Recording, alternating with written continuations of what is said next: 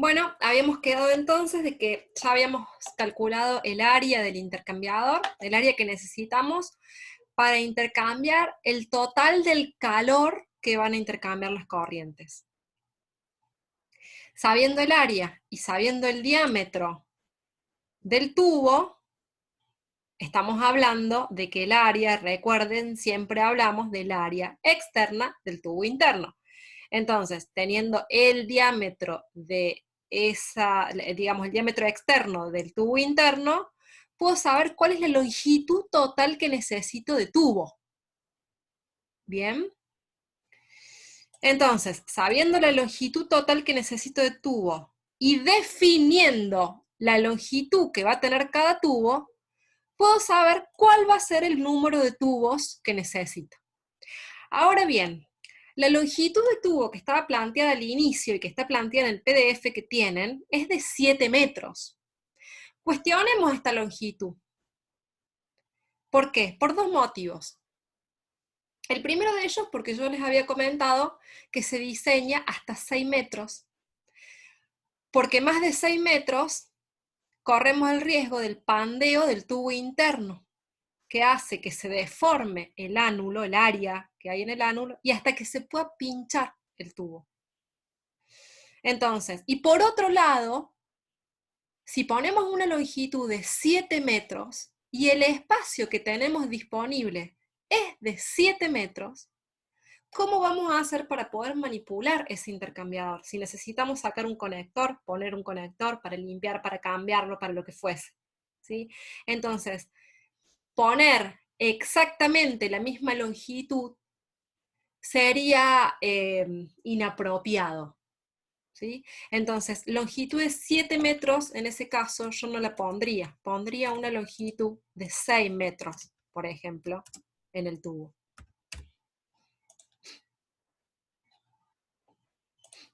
Entonces, como la longitud ahora es un poco menor, el número de tubos sube, ¿sí? Yo no pondría una longitud de 6 metros. Digo de 7 metros, pondría más vale una longitud de 6 metros. Pero bueno, también podrían poner de 5, de 4, ¿sí? De lo que quisieran. Tampoco conviene hacerlo tan chico, o sea, conviene aprovechar todo lo que pueda, esa longitud que tengo, ese espacio que tengo para conectar, y después el resto va a depender mucho de la configuración que les quede en planta. Pero aprovecho toda esa longitud, pero no me paso. No digamos, la idea del concepto de ponerles que tiene una longitud disponible de 7 metros para que ustedes se den cuenta de que es mucho poner una longitud de 7 metros para el tubo, por ese doble motivo. En principio, porque se me va a pandear, corro el riesgo de pandear el tubo interno, y además porque estaría muy limitado en poder después manipular ese intercambiador. Me achico un poco, cumplo con la condición de que sea hasta 6 metros, y encima me queda lugar para poder manipular el intercambiador. ¿Sí? Esa es, digamos, la consigna. Eso apunta a haberles puesto cuál es la longitud disponible.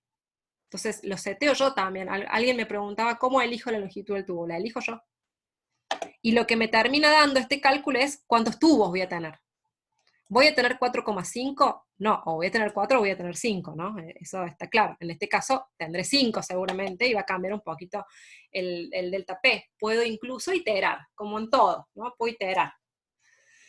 Lo que pasa es que acá la diferencia, en este tipo de intercambiadores, la diferencia entre el tubo real, el área real a instalar en la planta, y el área de diseño, casi no hay variación, porque uno puede elegir un diseño, o uno puede elegir lo que va a instalar muy cerca al cálculo. Ya lo vamos a ver que en intercambiadores de carcasa y tubo, luego hacemos una comparación entre el área real que vamos a instalar en planta y el área que salió por diseño. Acá la verdad es que si hacemos esa comparación, está muy cercano lo que voy a poder instalar en planta versus lo que me da el diseño, ¿sí? Pero también si quisiera podría hacer tranquilamente esa comparación. Ya no lo van a terminar de entender ese concepto cuando veamos carcasa y tubo. De nuevo, acá tengo, bueno, digamos, acá lo que me falta calcular es entonces la pérdida de carga. Dijimos, ya tengo un área. Esa área me define ¿Qué voy a instalar en planta? Ahora, ¿es factible que lo instale y que no haya una pérdida de caudal en el proceso? ¿Me da la pérdida de carga? Teníamos en el enunciado pérdidas de carga admisibles. Entonces, de nuevo, voy a tener diferenciado para determinados Reynolds qué ecuación del factor de fricción utilizar, y utilizando las ecuaciones correspondientes calculo el delta P. En este caso tengo una ecuación para el delta P por tubos, que es una sola ecuación porque por tubos se tiene en cuenta la longitud total del recorrido de... tengo en cuenta L1, es la longitud total del tubo. ¿Sí? Como si no tuviese en cuenta los cambios de dirección. Asumo que todo el recorrido es por un tubo y la pérdida de carga es proporcional a eso. En cambio, por el caso del ánulo, la diferencia en las ecuaciones es que sí se tiene en cuenta, además de la caída de presión en el largo de los tubos, se tiene en cuenta un adicional de caída de presión por el cambio de dirección, porque el cambio de dirección por ánulo es más brusco que el cambio de dirección por el tubo interno, ¿sí? Entonces, en este caso sí se tiene en cuenta un delta P adicional por el cambio de dirección brusco. Y lo que vemos es que para el tubo interno, el delta P me da 0,14, en este caso por el tubo interno circula el agua, tenía una restricción o una presión admisible de 0,3, con lo cual en este caso funcionaría bien. Y para el caso del ánulo tenía una restricción de pérdida de carga de 0,4. Con lo cual, ahora sí, una vez que calculé además la pérdida de carga, estoy en condiciones de decir que el intercambiador a instalar va a ser un intercambiador del área que calculé, ¿sí? Sea que lo voy a limpiar al año, sea que lo voy a limpiar a los 2 años. Entonces ya definí además el diámetro de los tubos, internos y externos, esta cantidad, que la voy a redondear por supuesto, de número de tubos, y sé que la caída de presión está por debajo de la caída de presión admisible. Con lo cual recién ahora estoy en condiciones de definir el intercambiador. ¿Sí? Las dos cosas son necesarias, el área y la pérdida de carga. Y por supuesto que en este caso, si yo chequeé el área y de alguna manera la pérdida de carga no me da bien, debería cambiar. ¿Qué debería cambiar? Piénsenlo. Si la caída de presión me da muy alta, es decir, que me da mayor que la caída de presión admisible, ¿a qué puedo recurrir? ¿Cuál es el parámetro que me define si aumenta o disminuye la caída de presión? Habíamos ido a una velocidad de diseño de 1,5. Bueno, todavía tengo margen para reducir esa velocidad, ¿sí?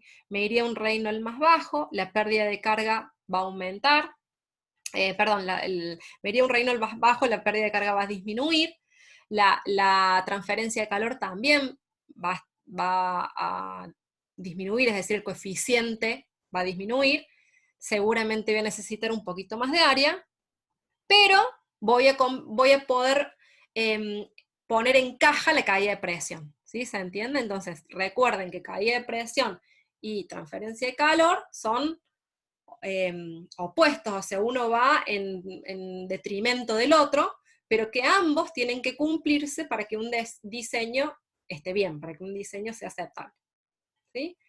Bien, yo creo que con esto algunas dudas que me habían dejado deberían quedar saldadas. Me mandaron algunas dudas por mail, pero bueno, me preguntaban cosas que entiendo que ya las expliqué en este video. Si no es así, me las repiten, o si no quedó claro, me las repiten.